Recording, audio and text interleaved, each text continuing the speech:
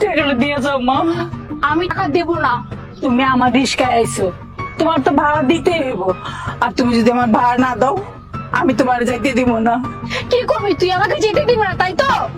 না, যাইতে দিব না। একটা গরিব অসহায় রিক্সা চালক মহিলার টাকাটা আপনারা যেভাবে মেরে দিচ্ছেন, তার সাথে যে কাজটা করছেন, এটা যে কালকে আমার সাথে করবেন না তার কি বিশ্বাস আছে? অতএব এরকম বাটপারকে তো আমি আমার অফিসে জব দিতে পারি না, তাই না?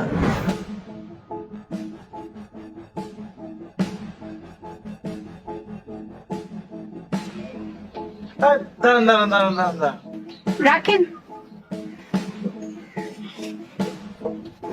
দোস্ত আসছিস? হ্যাঁ রে। চল তাড়াতাড়ি চল, ইন্টারভিউ শুরু হয়ে যাবে এক্ষুনি। হ্যাঁ হ্যাঁ, তাড়াতাড়ি চল। মা, এই মামা ভাড়াটা দিয়ে যাও। কি আশ্চর্য, ভাড়াটা না দিয়ে চলে গেছে। ভাড়াটা না দিয়ে যাইতাছে গা। এই মা, এই মা, আমার ভাড়াটা দিয়ে যাও না। তুমি যাইতাছো তো, ডাকতেছি কত, তো শুনতেছো না। এই মা, মা, তুমি যে আমার টাকাটা দিলা না। What the hell? এই, তুই সামান্য কিছু টাকার জন্য আমার শুভ কাজে বাধা দিলি? হ্যাঁ, তোর এত বড় সাহস! এই, তুই কি জানিস আমি কত বড় একটা জবে ইন্টারভিউ দিতে যাচ্ছি? আর আমি যদি টাইমলি ওখানে পৌঁছাতে না পারি, আমার জবটা হবে না। মা, টাকাটা দিয়ে যাও মা। আমি টাকা দেব না। টাকাটা দিবা না মানে? আমি কত কষ্ট করে তোমার এই পর্যন্ত আনলাম, আর এখন তুমি কইতাছো টাকাটা দিবা না। হ্যাঁ মোনা, কি শুরু করলি? প্যারা নিচ্ছিস কেন? টাকাটা দিয়ে দে, দিয়ে চল তাড়াতাড়ি, এমনি লেট হয়ে গেছে আমাদের। কেন কেন আমি টাকা দিব? হ্যাঁ, এই ছোট লোকের বাচ্চা আমার পথ আটকাইছে। তুই জানিস না, পিছু ডাকলে মানুষের কাজ শুভ হয় না, শুভ কাজে বাধা জাগে। আর তুই কি জানিস, পিছু ডাকলে মানুষ যে কাজে যায় সেই কাজে সাকসেস হয় না। আর আমি ওকে টাকা দিব?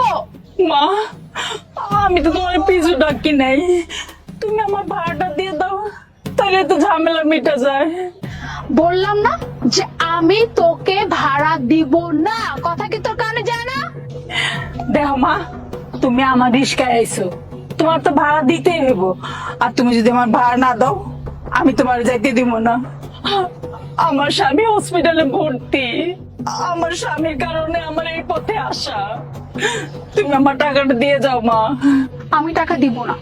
টাকা দিব না মানে দিব নাই। টাকা না দিলে কি করবি? কি করবি তুই? আমাকে যেতে দিব না তাই তো? না, যাইতে দিব না। তোকে আমি শেষবারের মতো বলছি, তুই আমাকে যেতে দিবি কিনা বল। না, যাইতে দিব না। তুমি আমার ভাড়াটা দাও, তারপর তুমি যাও গা। আমি তোকে ভাড়া দিব না বলছি, দিব না। তোর কথাটা না কানে যায় না, বুঝতে পারলি? তাই এই গালে একটা কষায় থাপ্পড় মারছি। এই মারস, চল। মা, তুমি আমার ভাড়াটা দিয়ে গেল না।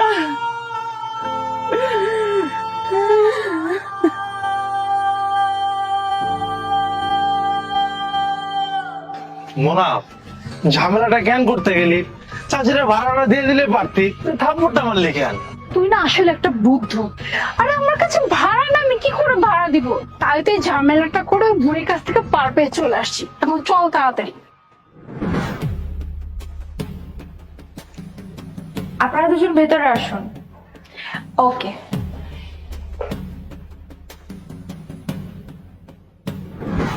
Good morning sir. Good morning. By the way, আমি কালকে রাতে ভেবে রেখেছিলাম যে আমি এই জবটা আপনাদের দুজনকে দিব। Thank you sir. আপনার এই কোম্পানিতে যদি আমি জবটা করতে পারি, বিশ্বাস করেন আমার থেকে খুশি আর কেউ হবে না। আচ্ছা, ওয়েট ওয়েট, আমি শুধু আপনাদেরকে বলছি যে আমি কালকে রাতে ভেবে রেখেছিলাম, কিন্তু আজকে যখন আমি সকালে অফিসে আসছি, তারপরে আমার মনে হয়েছে যে এই জবটা আপনাদেরকে দেওয়া আমার একদমই উচিত হবে না। কিন্তু কেন স্যার? আমরা কি করেছি? অনেক কিছু করছো। স্যার, আমি তো কিছুই বুঝতেছি না, মানে আপনি কি বলতে চাচ্ছেন? Okay fine, let me clear. একটা গরিব অসহায় রিক্সা চালক মহিলার টাকাটা আপনারা যেভাবে মেরে দিচ্ছেন, তার সাথে যে কাজটা করছেন, এটা যে কালকে আমার সাথে করবেন না, তার কি বিশ্বাস আছে? অতএব এরকম বাটপারকে তো আমি আমার অফিসে জব দিতে পারি না, তাই না? এতে তো আমারই ক্ষতি। সো আমি আর আপনাদের সাথে কথা বাড়াতে চাচ্ছি না, প্লিজ লিভ। স্যার, সবই ঠিক আছে, বাট আপনি এই ব্যাপারটা কি করে জানলেন? মানে এতক্ষণ যাবত যা যা বললেন, মানে কিভাবে জানলেন এটা? কিভাবে? আপনারা যখন এই ঘটনাটা ঘটাচ্ছিলেন, ওই রাস্তা দিয়ে আমিও আসতেছিলাম, তখনই আমার চোখে পড়ছে। এই যে, তোকে আমি বারবার বলছিলাম যে এরকম কিছু করিস না, তো চক্কর করে এই যে আজকে আমি আমার চাকরি হারাইলাম। দোস্ত, দোস্ত দাঁড়া।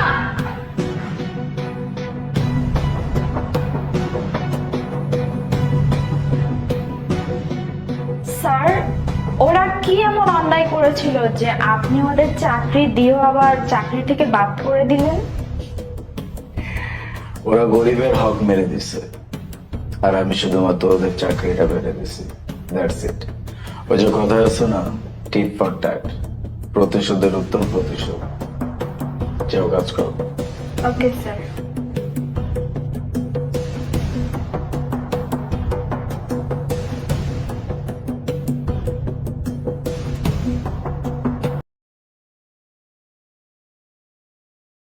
দুলাভাই কল করছে, ভিডিও কল, তাও আবার।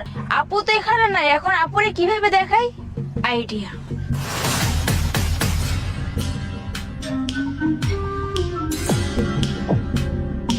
হ্যাঁ, আসসালামু আলাইকুম ভাইয়া। তোমার আপু কোথায় গেছে? আপু, এই তো আপু শুয়ে আছে, আপুকে দেখাচ্ছি, এই যে দেখেন।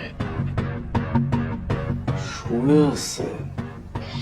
আসলে দুলাভাই, আপুর শরীরটা তো খারাপ, এজন্য শুয়ে আছে। শরীর খারাপ? আচ্ছা, বাই দ্য ওয়ে, তোমরা আছো কোথায়? কোথায় আর থাকবো দুলাভাই, আমরা তো বাসায় আছি। আচ্ছা, ঠিক আছে, তুমি একটা কাজ করো, ওর ফেসটা আমাকে দেখাও। না না দুলাভাই, আপুকে এখন উঠাতে পারবো না। আপুকে উঠালে আমাকে থাপ্পড় দিবে, কারণ একটু আগে আমাকে থাপ্পড় দিয়েছে, আমি ডাকছিলাম সেজন্য। আপু উঠলে আপনি ভিডিও কলে দেখেন। কি থাপ্পড় মারছে? আর এই বেডশিটটা তো আমি ওকে ধুয়ে দিতে বলছিলাম, এখন ওয়াশ করা নাই? দুলাভাই, আগেই তো বলেছি যে আপুর শরীরটা ঠিক নেই, আপু একটু অসুস্থ অসুস্থ ফিল করতেছে, এই জন্য ধুইতে পারেনি। সমস্যা নেই, আমি ধুয়ে দিব। Okay fine, no problem.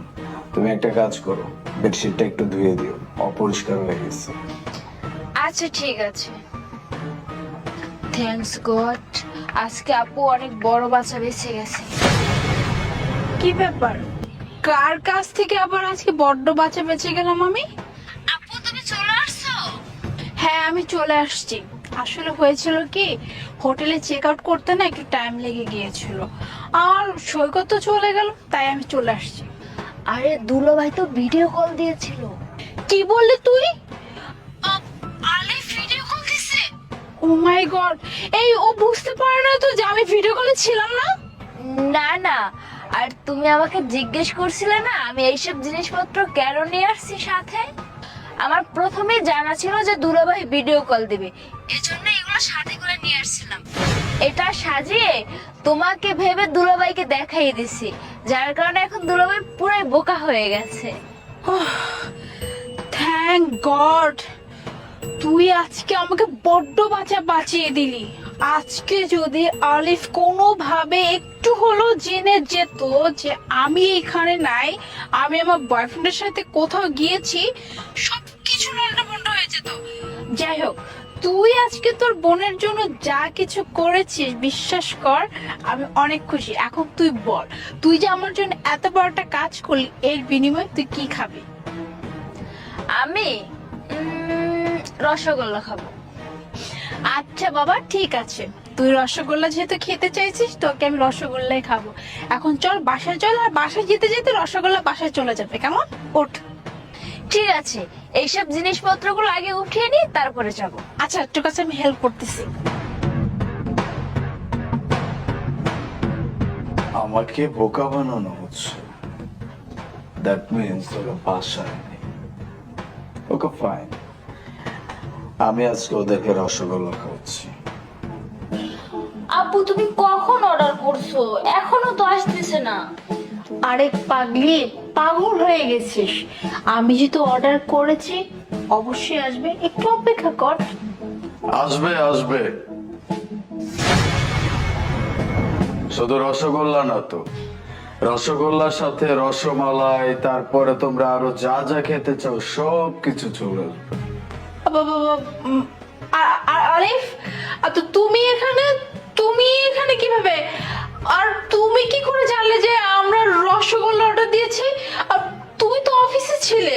হ্যাঁ, শুধু রসগোল্লার কথা না তো, তোমার ছোট বোন আমাকে ভিডিও কলে যে কিভাবে বেকুব বানাইছে সেটাও আমি খুব ভালো করে জানি। তোমাদের লজ্জা করো না তোমরা যে এরকম কাজ করো? আর তুমি আমার স্ত্রী হয়ে আমার পেছনে তুমি তোমার বয়ফ্রেন্ডের সাথে মেলামেশা করো। মাই গড, এতদিন পর্যন্ত আমি ভাবতাম আমার ওয়াইফ সব থেকে শ্রেষ্ঠ একটা ওয়াইফ, কিন্তু না, তুমি এইরকম মেয়ে। আর তুই, এই আমি তো ভাবছিলাম যে তোকে আমি ঢাকাতে অ্যাডমিশন করাবো, তুই তো আমাকে ধোকা দিয়ে দিলি। ওই যে মানুষ বলে না, গিরগিটি সময়ের প্রয়োজনে সব সময় তাদের রং বদলায়, তুই তো ঠিক তাদের মতো করলি। আলিফ, আলিফ প্লিজ আমাকে ক্ষমা করে দাও। আমি একটা ভুল করে ফেলছি, আর কখনো এমন ভুল করবো না, প্লিজ আলিফ। আর তুমি ওকে কেন দোষারোপ করতেছো? ওর এখানে কোনো অন্যায় নাই, প্লিজ তুমি ওকে কোনো শাস্তি দিও না।